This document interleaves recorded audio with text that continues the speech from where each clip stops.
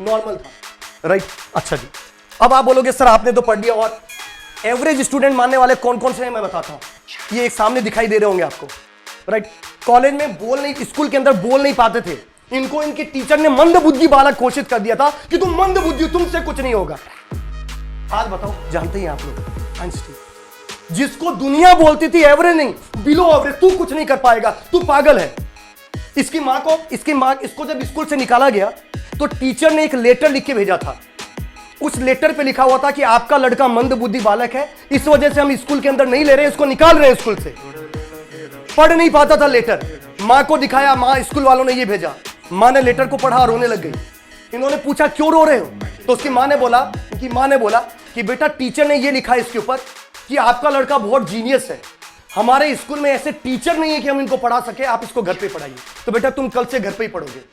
बहुत साल उनकी मां को मरने के बाद एक दिन आइंस्टीन जब वो साइंटिस्ट बन गए, उनको ये लेटर मिला, और जब उन्होंने वो लेटर पढ़ा तो उनको आंखों से आंसू आने लगे कि उस मां ने अगर ये बात मुझसे छुपाई होती, नहीं छुपाई होती, तो आज मैं आइंस्टीन नहीं होता, आज मैं जीनियस नहीं होता, राइट। तो हमेशा एक चीज ध्यान रखिएगा, राइट। दूसरा देखिए, और एक से एक छोटे नहीं, बहुत से एग्जाम्पल है। गुगन भाई, मैथमेटिक्स का क्रैश कोर्स भी होगा, बताया था ना बेटा, सब होगा, इसी चैनल पे होगा। थोड़ा सा आपको पेशेंस बना के रखना है, क्योंकि कोई भी चीज शुरू होगी तो बीच में अब्रप्ट नहीं होगा, सीक्वेंस वाइज चलेगा। अभी टेक्निकल चल रही है, बीच में वीकेंड पे हमने प्लान किया अभी मैथ्स और एप्टीट्यूड का, अभी चीजें मैं आपको प्लान कर दूंगा। कल एप्टीट्यूड का 15 आउट ऑफ 15 का एक सेशन है इसी चैनल के ऊपर, अटेंड करिएगा। और जो ईसी के स्टूडेंट है, सीएस के स्टूडेंट है, आईटी के स्टूडेंट है, आप लोगों का मॉर्निंग में 8 AM सेशन चल रहा है दोस्तों। 8 बजे एक सेशन चल रहा है डिजिटल लॉजिक डिजाइन, DLD, या डिजिटल इलेक्ट्रॉनिक, इसको जरूर अटेंड करना। बहुत से लोग मैं देख रहा हूं उसको अटेंड भी नहीं कर रहे हैं, जबकि आप लोगों के लिए इतनी एफर्ट लगाई जा रही है।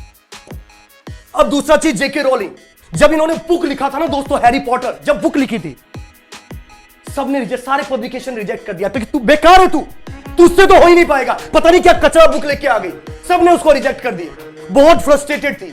पर आज हमको पता है कि बेस्ट बुक सेलर का इसको अवार्ड मिला, राइट।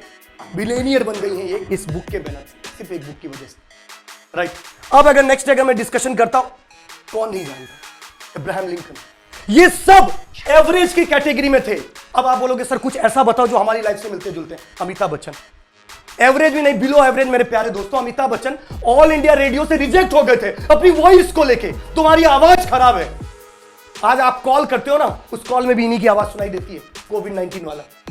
तो जिनको आवाज की वजह से रिजेक्ट कर दिया गया था, एवरेज नहीं बिलो एवरेज माना गया था, उसने दुनिया में इतिहास रच दिया। ऐसे एक एग्जांपल नहीं है, राइट। स्टीव जॉब्स, अपनी कंपनी, खुद ने कंपनी बना दी और अपनी खुद की कंपनी से निकाल दिए गए, राइट।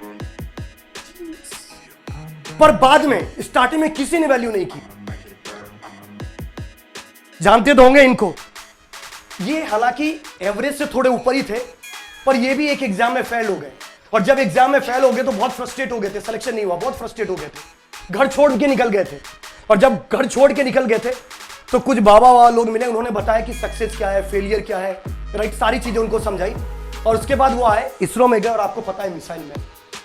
अब आपको लगता होगा एवरेज। एक चीज और सोचो, करंट एग्जाम्पल जिसको आप लोग सब जानते ही होंगे, करंट एग्जाम्पल देखो, चाय, राइट।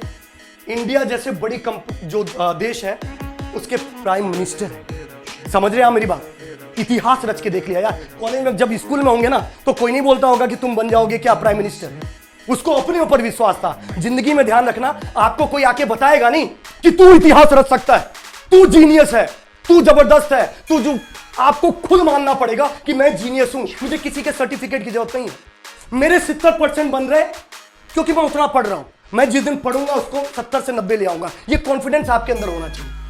अगर ये कॉन्फिडेंस है तो दुनिया की कोई ताकत आपको जीतने से नहीं रोक सकती। दिक्कत यह है कि हमें ये कॉन्फिडेंस ही नहीं रहता, और फिर हम सोचते हैं कि सर मैं इतिहास क्यों नहीं रख पाता हूं।